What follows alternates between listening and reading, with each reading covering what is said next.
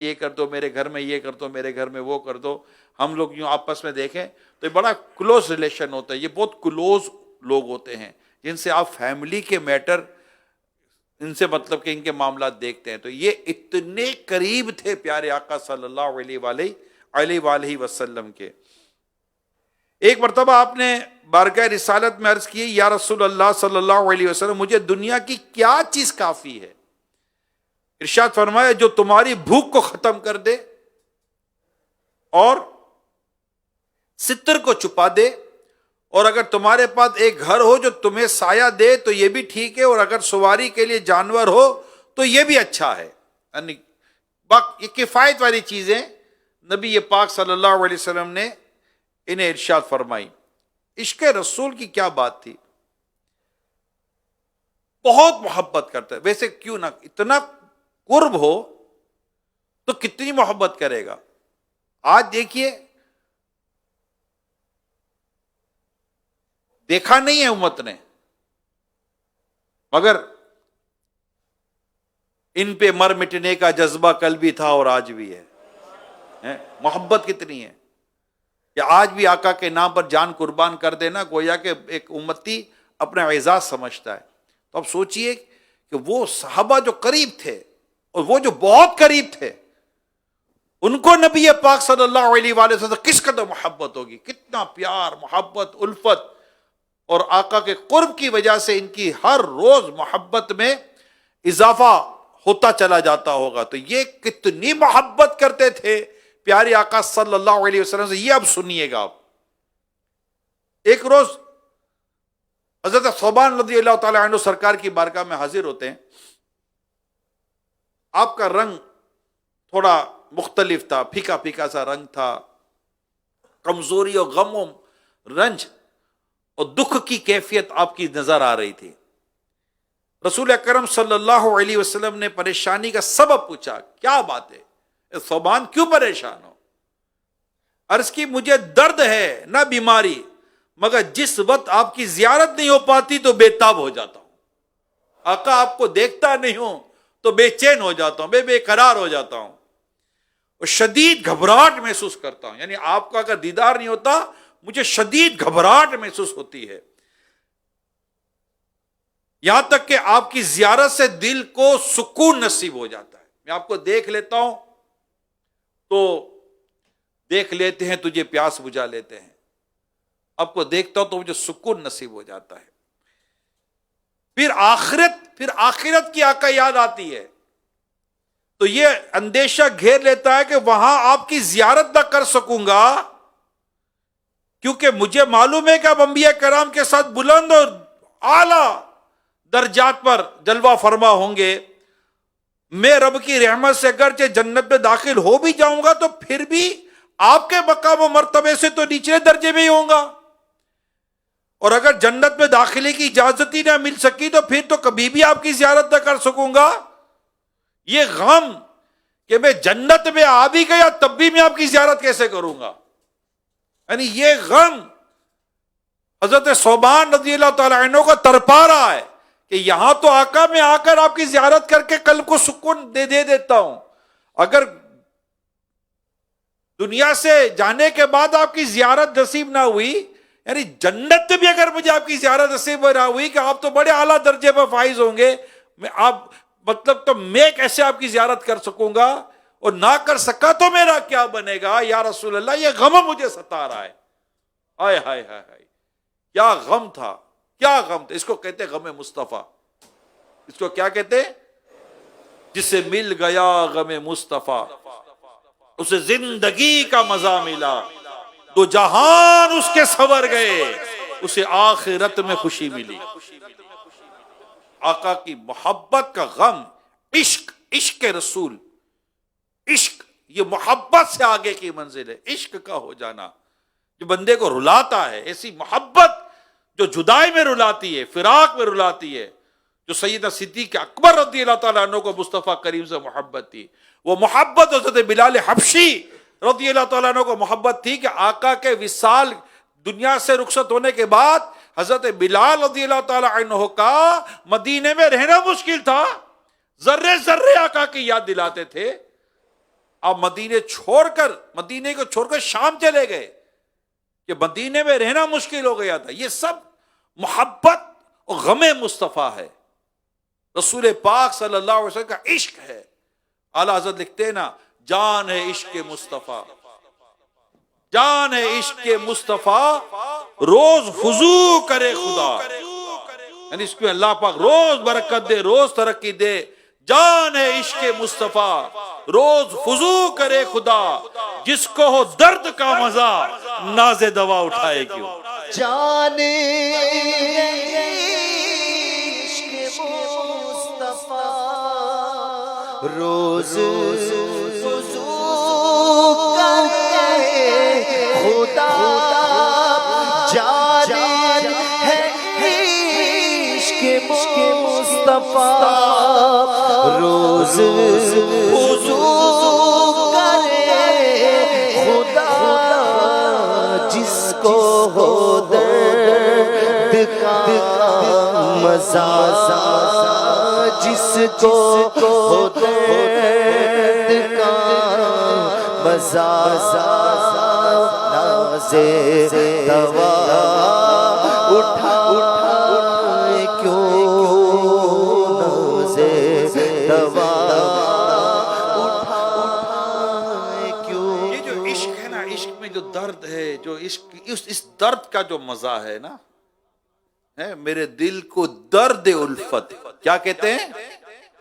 میرے دل کو درد الفت وہ سکون دلائی، میرے کو درد الفت وہ سکون دلائی، میری بے قراریوں کو، میری بے قراریوں کو کبھی قرار آئے، میری بے قراریوں کو کبھی قرار آئے. کیا بات عشق رسول کی یار، کیا بات عشق رسول، کیا بات ہے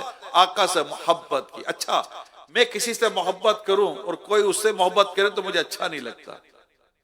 یہ ہماری دنیا کی محبت کا ایسا ہوتا ہے کہ کوئی مجھے پسند ہو اور کوئی بولے میرے کو بھی یہ بہت پسند ہے، تو اپنے کو تھوڑا سا یوں آئے گا کہ بھائی یہ مطلب کہ میں سے محبت کرتا ہوں. مگر محبت رسول ایسی چیز ہے کہ اگر آپ بولو مجھے آقا سے محبت ہے، کوئی دوسرا بولے مجھے بھی آقا سے محبت ہے، تو اپنے کو اس سے بھی محبت ہو جاتی ہے، اپنے کو اس سے بھی محبت ہو جاتی ہے. اچھا تم بھی عاشق رسول ہو، ماشاءاللہ ماشاءاللہ. کیا بات ہے عشق رسول کی کہ آقا سے عشق جتنے زیادہ کرتے ہیں عاشق کو اتنی محبت بڑھ جاتی ہے. نہ حبیب اور محب کا کہیں ایسا پیار دیکھا، وہ بنے خدا کا پیارا، وہ بنے خدا کا پیارا، جسے تجھ پہ پیار آئے، وہ بنے خدا کا پیارا، جسے تجھ پہ پیار آئے. تو بس یہ جو عشق رسول ہے نا، اللہ نصیب کرے اور یہ بڑھتا ہی چلا جائے. وہ ہے نا جو آگ بجھا دے گی، وہ آگ لگائی ہے. اے عشق تیرے صدقے، آئے ہائے کیا کہتے ہیں؟ اے عشق تیرے صدقے واری جاؤں، عشق تیرے میں واری جاؤں. اے عشق تیرے صدقے جلنے سے چھٹے سستے. اے عشق تیرے صدقے جلنے سے چھٹے سستے، جو آگ بجھا دے گی وہ آگ لگائی ہے. یہ عشق رسول کی آگ، یہ وہ آگ ہے جو انشاءاللہ جہنم کی آگ کو بجھا کر رکھ دے گی. دل سنا ہی بھلا ہے، دل سنا ہی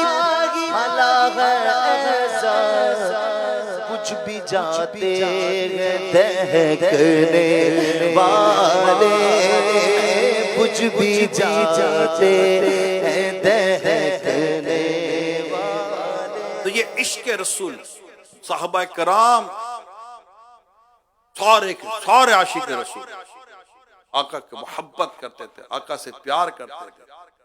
اللہ پاک ان کے عشق رسول کا فیضان ہمیں عطا فرمائے۔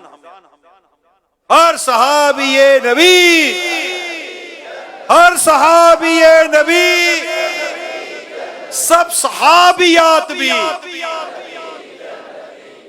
حضرت صوبان رضی اللہ تعالیٰ عنہ کا عشق آپ نے ملاحظہ کیا۔ اب یہاں تک بات پوری نہیں ہوئی تھی، ان کا عشق رسول اور ان کی اس کیفیت پر کرم دیکھیے کہ اللہ پاک ان کی اس کیفیت پر قرآن کریم کی آیت نازل فرما دے۔ جی ہاں، چنانچہ اللہ پاک ارشاد فرماتا ہے، اور جو اللہ اور اس کے رسول کا حکم مانے تو اس سے ان کا ساتھ ملے گا جن پر اللہ نے فضل کیا، یعنی انبیاء اور صدیق اور شہید اور نیک لوگ، اور یہ کیا ہی اچھے ساتھی ہیں۔ یعنی تسلی دی گئی کہ جو اللہ اور اس کے رسول کا حکم مانے تو اس سے ان کا ساتھ ملے گا۔ اور نبی پاک صلی اللہ علیہ وسلم نے کتنی پیاری بات ارشاد فرمائی، تم جس سے محبت کرتے ہو مرنے کے بعد اس کے ساتھ ہو۔ صحابی کہتے ہیں ایمان لانے کے بعد سب سے زیادہ خوشی ہم کو آقا کے اس فرمان پر ہوئی تھی، کیونکہ ہر صحابی جانتا ہے کہ ہمیں سب سے زیادہ محبت کس سے؟ محبت رسول، عشق رسول، بس بے چین کرے۔ اور جب محبت ایسی پیاری محبت جب بڑھتی ہے نا پیارے ساتھ، تو وہ عمل لاتی ہے۔ یہ جو محبت ہے نا، اس کے پیچھے بھی بڑی حکمتیں ہیں۔ آپ جس سے محبت کرتے ہو اس کو ناراض کرنے کو آپ پسند نہیں کرتے کہ وہ ناراض ہو جائے، اس کو مناتے ہیں، اس کو روٹھنا گوارا نہیں ہے۔ اس کو خوش کرنے کے لیے آدمی دن رات ایک کر دیتا ہے جس سے محبت کرتا ہے، یار یہ راضی، یہ راضی، یہ راضی۔ آپ دیکھیں رسول اکرم صلی اللہ علیہ وسلم سے صحابہ کی محبت پریکٹیکل کیسے تھی کہ نبی پاک صلی اللہ علیہ وسلم ایک جگہ سے گزرے تھے، ایک مکان دیکھا، گھر دیکھا، ارشاد فرمایا کس کا؟ پتا چلا ان کا ہے۔ واپس آ گئے۔ جب وہ واپس آئے، سرکار صلی اللہ علیہ وسلم واپس آ گئے، جب وہ صحابی آئے تو پتا چلا کہ آقا صلی اللہ علیہ وسلم ان کی طرف توجہ نہیں فرما رہے۔ میں روایت کا پورا خلاصہ عرض کر رہا ہوں۔ تو انہیں بتایا گیا کہ شاید آپ کا جو مکان تھا اس کے تعلق سے ہو سکتا ہے کہ آقا صلی اللہ علیہ وسلم آپ کی طرف اس طرح توجہ نہیں فرما رہے۔ وہ گئے، اپنے سارے مکان کو زمین برابر کیا اور پھر بارگاہ رسالت میں حاضر ہوتے ہیں اور عرض کرتے یا رسول اللہ جس مکان کو آپ نے دیکھا تو مکان اب رہا ہی نہیں ہے۔ یہ عشق رسول ہے۔ ایک صحابی کی انگوٹھی تھی، آقا صلی اللہ علیہ وسلم نے نکال کے اس کو پھینک دی، اسے نہ پہنے۔ کسی نے کہا کہ اس کو لے جاؤ گھر میں کسی عورت کے یا کسی اور کام میں آ جائے گی۔ کہتے ہیں جسے آقا نے پھینک دیا میں اسے کیسے اٹھاؤں گا؟ یہ عشق، یعنی ہم تو فرض واجب کیا ہے، عاشق کا یہ انداز، عاشق تھے۔ عشق تو یہ تھا کہ آقا فرماتے کیا ہیں، آقا چاہتے کیا ہیں، آقا کی خواہش کیا ہے۔ صحابہ کرام علیہ رضوان کا اندازہ زندگی ایسا تھا۔ عبداللہ ابن عمر رضی اللہ تعالیٰ عنہما یہ تو گزر رہے اور شاخ کے نیچے سے سر جھکا کر گزر رہے ہیں۔ عرض کی گئی آپ شاخ تو اوپر تھی، سر جھکا کر گزر رہے ہیں۔ کہا میں یہی جانتا ہوں کہ جب میں آقا کے ساتھ گزرا تھا آقا اس سے اسی طرح سر جھکا کر گزرے تھے، آج آقا کی ادا کو ادا کر رہا ہوں۔ گویا کہ کیا کہہ رہے ہیں، کسی کی ادا کو ادا کر رہا ہوں، کسی کی ادا کو ادا کر رہا ہوں۔ امیر سنت نے بھی کہا تھا نا امامہ سر پہ سجا لو، سجا لو۔ کوئی پوچھے کہ کیوں سجایا تو پھر کیا کہو گے، کسی کی ادا کو ادا کر رہا ہوں، محمد کی سنت ادا کر رہا ہوں۔ ہمیں کہا گیا مسواک کو اختیار کرو. مسواک کیا کرو کہ مسواک سنت ہے, آپ مسواک کریں. کوئی پوچھے گا مسواک کیوں کرتے ہو, سب مل کے بولو, کیا جواب دو گے؟ کسی کی ادا کو ادا کر رہا ہوں, محمد کی سنت ادا کر سر پر زلفیں آ گئی. اب تو فیشن والے بال ختم. میرے پیارے اسلامی بھائی نے زلفیں رکھ لی. کوئی پوچھتا ہے یہ زلفیں کیوں رکھی ہیں, کیا جواب دو گے؟ کسی کی ادا کو ادا کر رہا ہوں, محمد کی سنت ادا کر رہا ہوں. سیدھا پاؤں اٹھا کر الٹا پاؤں بچھا کر بیٹھے, 3 انگلیوں سے کھانا کھا رہا دیوانہ ہے. کوئی آ کر پوچھتا ہے یہ کون سا طریقہ ہے, کیا کر رہے ہو, کیا جواب دو گے؟ کسی سارے مل کر بولو, کو ادا کر رہا ہوں, محمد کی سنت ادا کر رہا ہوں. کسی کی ادا کو ادا کر رہا ہوں, محمد کی سنت ادا کر رہا ہوں. آج رات کو جو رات گزری ہے مدنی مذاکرے میں سونے کا طریقہ سکھایا گیا ہے. آئے ہے, کس کو یاد رہ گیا, کس کو یاد ہے؟ ہاتھ اٹھائیں, ہاتھ اٹھائیں, کس کو یاد ہے؟ یاد ہے؟ میں کہا یاد دلا دوں دوبارہ, سونے کا ٹائم آ رہا ہے, سونے کا ٹائم آ رہا ہے. کیسے سوئیں گے؟ ہائے ہائے ہائے, ہاں ہاں ہاں, قبلے کی طرف منہ ہوگا, رخسار یا ہاتھ ہوگا. کوئی کان میں آ کے پوچھے گا یہ کیوں اس طرح سوئے تو کیا بولو گے؟ کسی کی ادا کو ادا کر رہا ہوں, محمد کی سنت ادا کر رہا ہوں. سبحان اللہ. تو یوں کھانے پینے اٹھنے بیٹھنے چلنے بولنے سونے جاگنے لینے دینے ہر موقع پر جب سنت پر عمل کریں گے تو کیا کہہ کر کریں گے؟ کسی کی ادا کو ادا کر رہا ہوں, محمد کی سنت ادا کر رہا ہوں.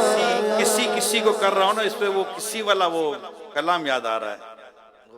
کسی کی کرے, ہاں کون سا ہے؟ کرے چارہ سازی زیارت کسی, یہ کسی کی کون؟ آقا.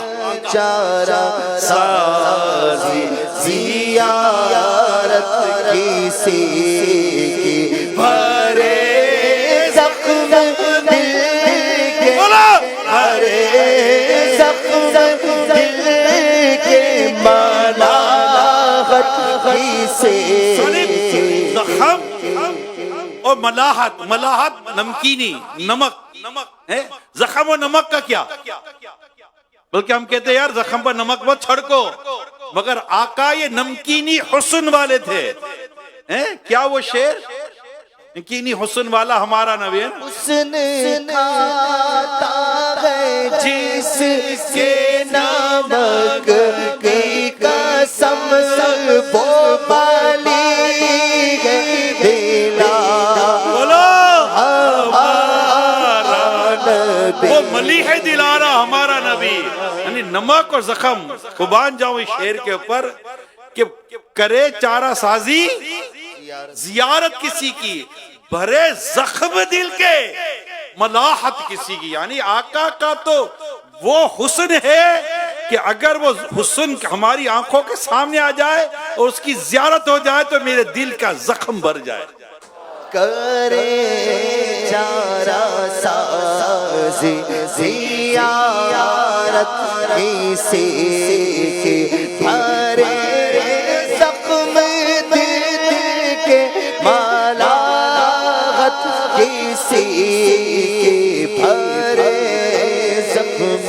دل کے ملاحت کسی ایسے ہی کلام سنیں اپنی جگہ پر، لیکن سچی بات ہے عشق میں ڈوب کر کلام سننے کا لطف ہی کچھ اور ہے۔ بھرے زخم دل کے ملاحت کسی کی بھرے زخم دل کے ملاحت کسی کی چمک کر یہ کہتے ہیں طلعت کیسے کی چمک کر یہ کہتے ہیں طلعت کیسے کی کہ دیدار حق زیارت کیسے کہ دیدار حق ہے زیارت کیسے نہ رہتی جو پردوں میں صورت کسی کی نہ ہوتی کسی کو زیارت کیسے نہ رہتی اگر پردوں میں صورت کسی کی، آقا کے حسن کو بھی کئی پردوں میں چھپایا ہوا تھا۔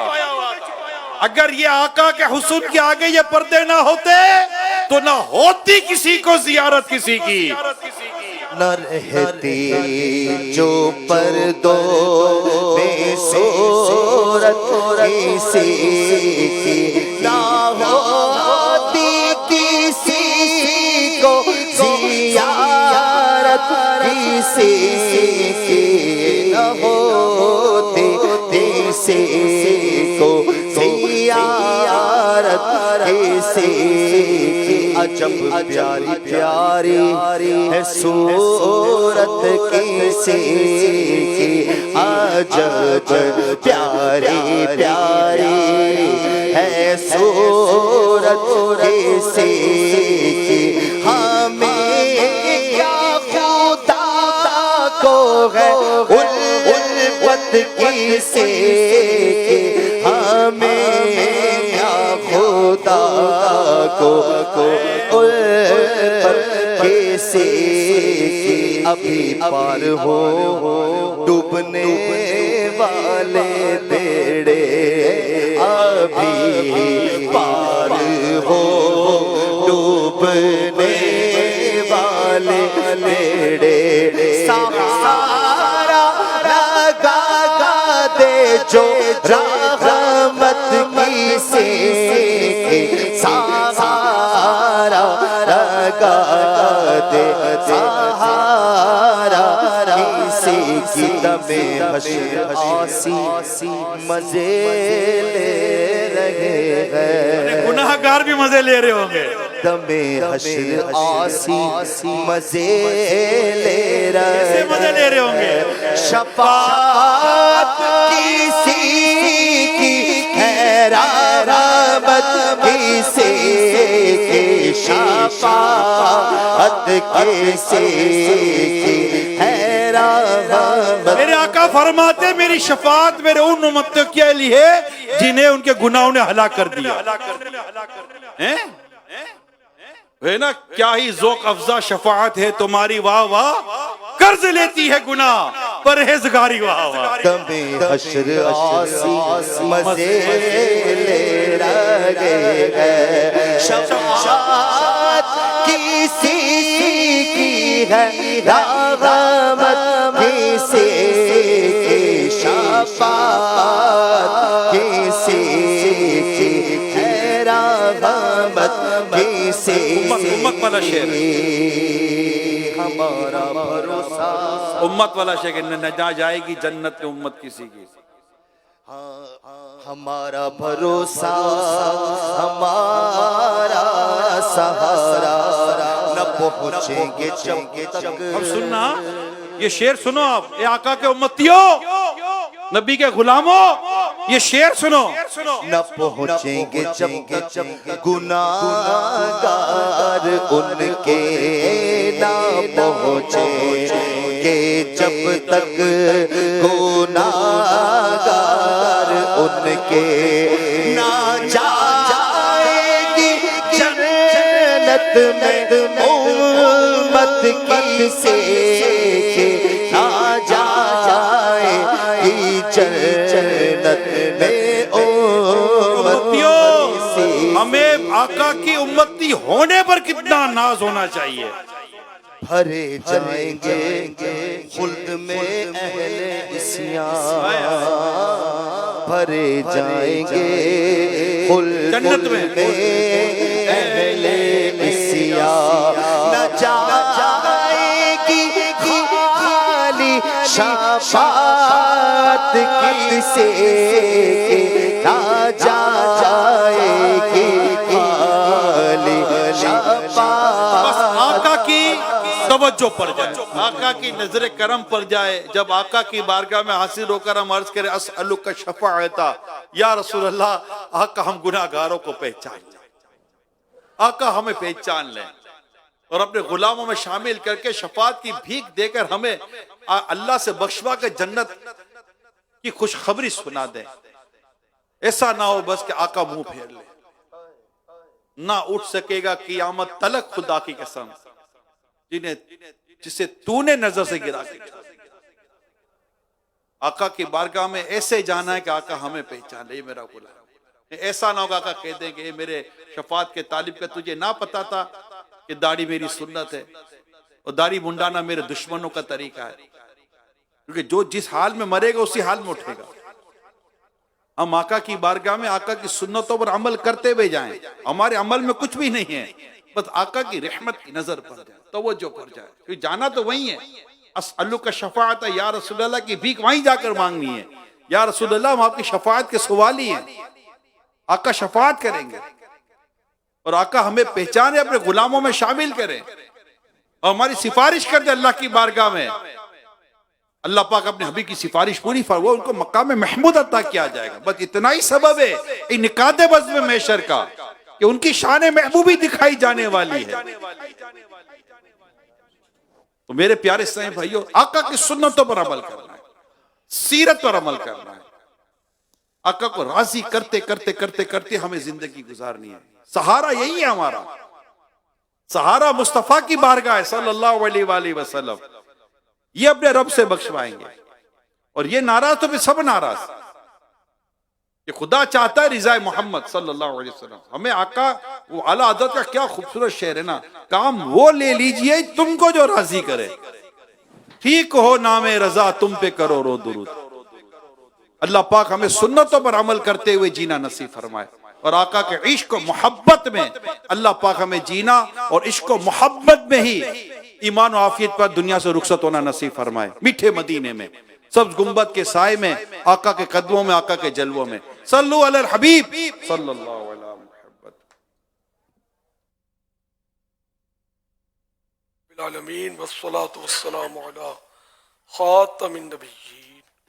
اما بعد فاعوذ باللہ من الشیطان الرجیم. بسم اللہ الرحمن الرحیم.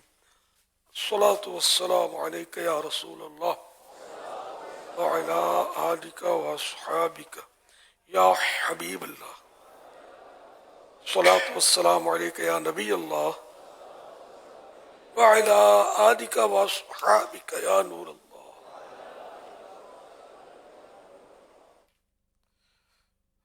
صلو علی الحبیب.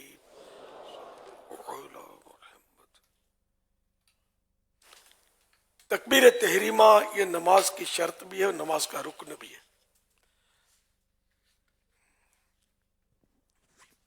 تکبیر تحریمہ یہ نماز شروع کرنے میں جب سب سے پہلے اللہ اکبر کہتے ہیں نا پہلی بار، یہ تکبیر تحریمہ کہلاتی ہے. تو اس میں ہاتھ اٹھانا اور کانوں تک، یہ انگوٹھے جو کانوں کی لو سے لگائیں کانوں تک اٹھائیں تب بھی چل جائے گا. تو یہ بہتر کانوں کی لو سے چھو جائے. اور یہ ہتھیلیاں جو ہے یہ قبلے کی طرف رہیں. بعض لوگ یوں کرتے ہیں، بعض یوں کرتے ہوں گے، تو کوئی یوں اس طرح.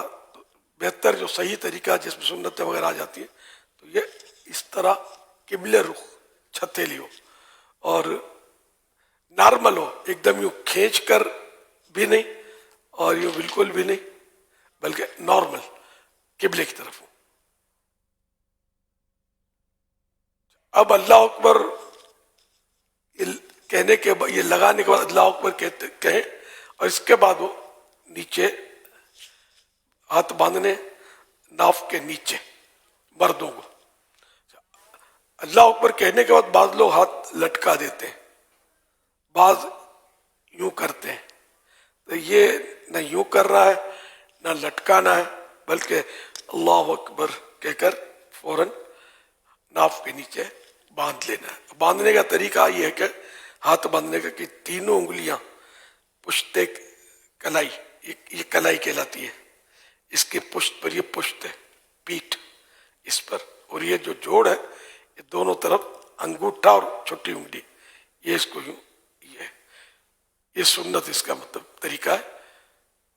بعض لوگ یوں کرتے ہیں، باندھ کے رکھتے ہیں، اپنے اپنے انداز پہ کرتے ہیں. تو سنت کی پریکٹس سب کو کرنی چاہیے، اور ناف کے نیچے اور زور لگا کر ذرا باندھنا ہے.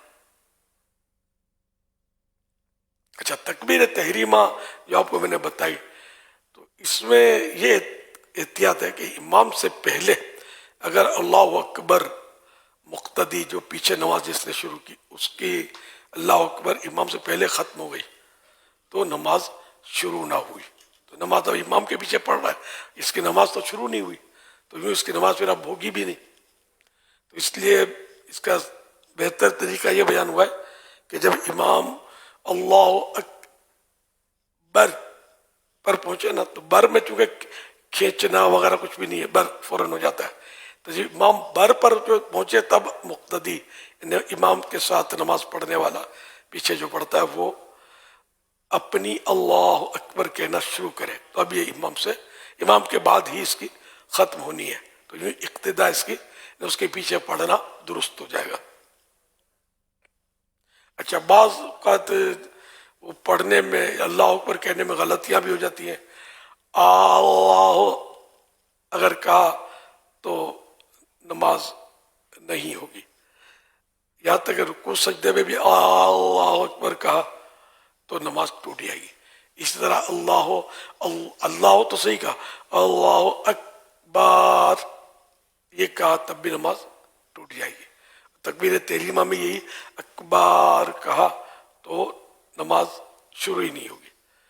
یہ غلطیاں خاص کر اس وقت ہوتی ہیں بار اور جب یہ راگ بنانے جاتے ہیں نا، تو ترنم بولتے ہیں، اس میں مار کھا جاتے ہیں. تو جو قاری صاحبان اپنے قواعد کے مطابق اپنا جو بھی لئے بناتے ہیں تو وہ قواعد کے مطابق بناتے ہیں.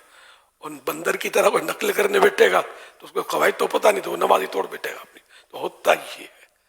اچھا، پھر یہ کہ اکبار اگر مکبر نے کہا جو پیچھے، اب جیسے مائک بند ہو گیا یا کہیں مائک ہے ہی نہیں، تو بعض لوگ یہ ویسے صحیح پڑھ رہے ہوتے ہیں، لیکن جب امام کے پیچھے انہوں کو تکبیر کرنے کا تو بعض وہ رگڑا تانتے ہیں.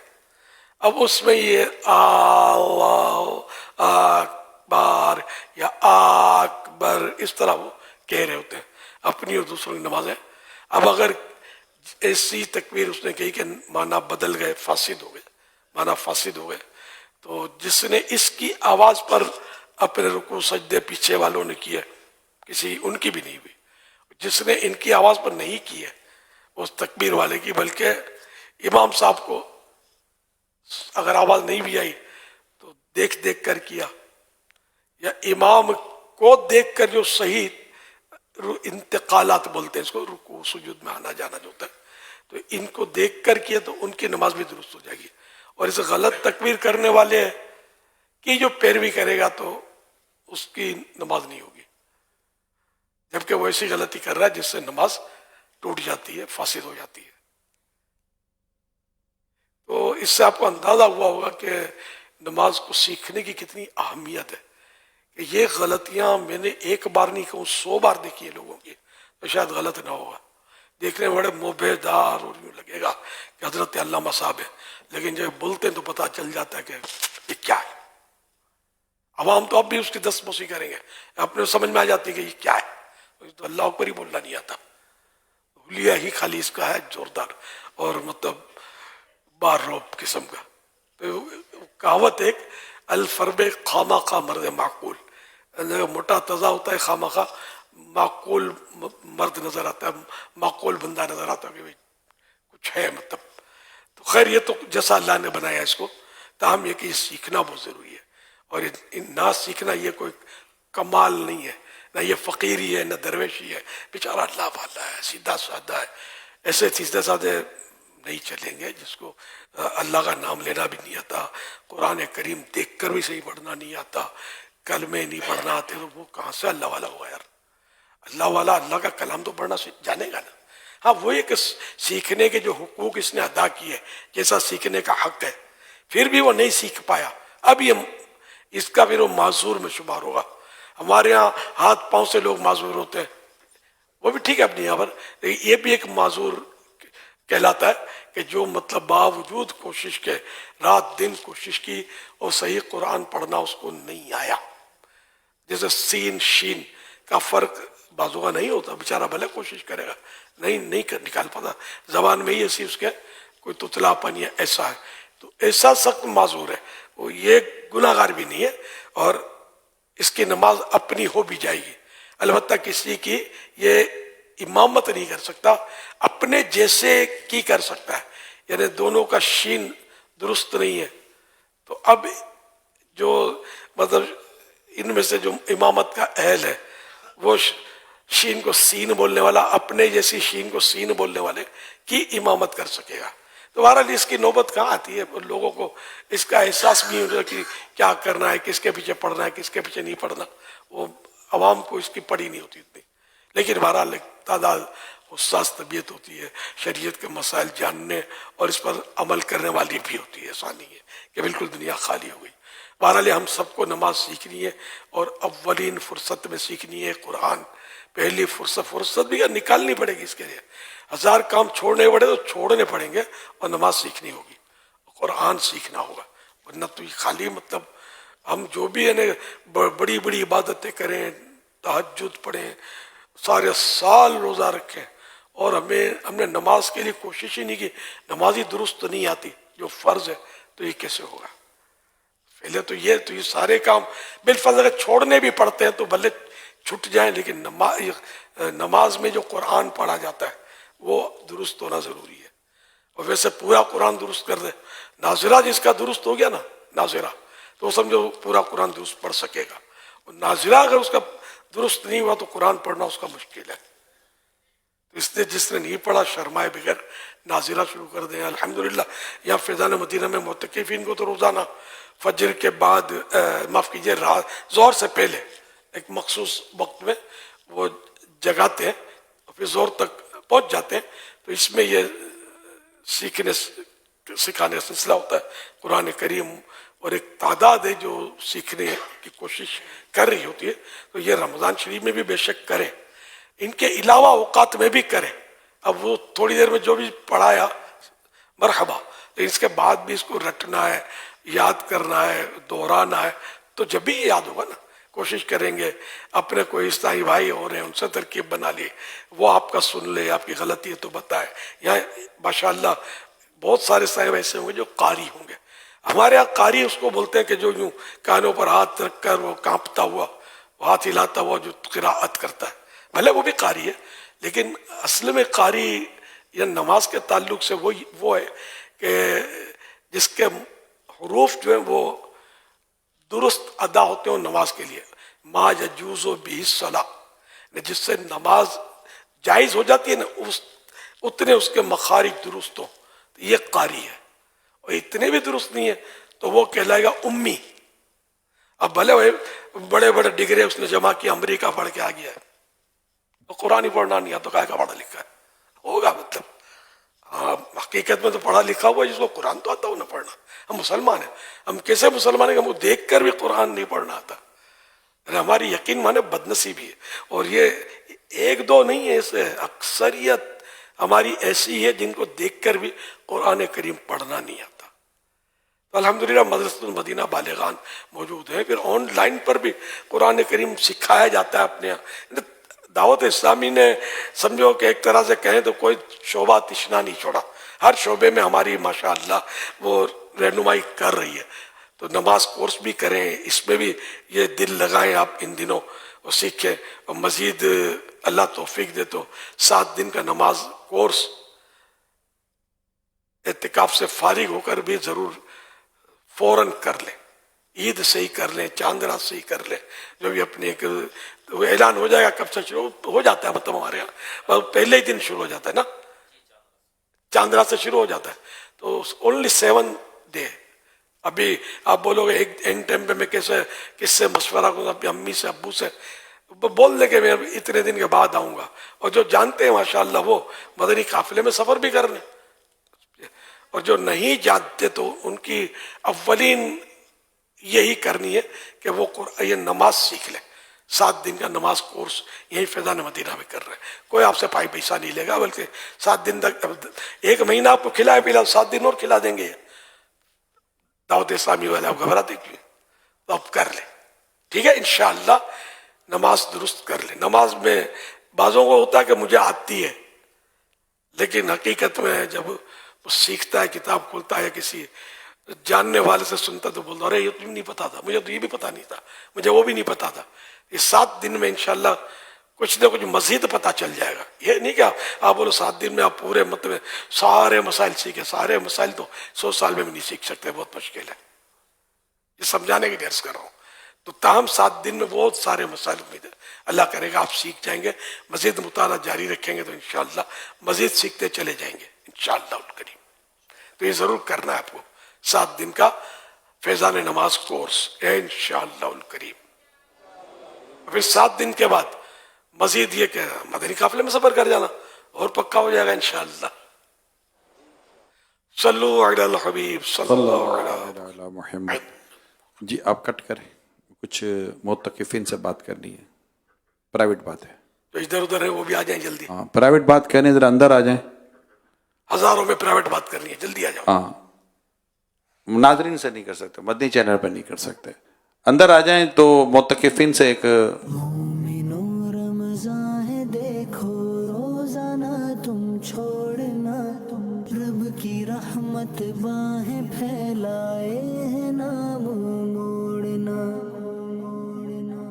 ہمارا یہ پروگرام گھر اور معاشرہ آپ مدنی چینل پر دیکھتے ہیں. آج گھر اور معاشرے میں ہم نے جو موضوع لیا ہے وہ ہے رمضان کیسے گزاریں. بنیادی طور پر رمضان شریف کے تشریف لانے کا مقصد یہ ہوتا ہے کہ روزے رکھ کر عبادات کر کر بندہ متقی اور پرہیزگار بن جائے. اور متقی پرہیزگار بننے کا مطلب یہی ہے کہ اللہ تبارک و تعالیٰ کی چھوٹی سی چھوٹی اور بڑی سی بڑی نافرمانی سے بندہ اپنے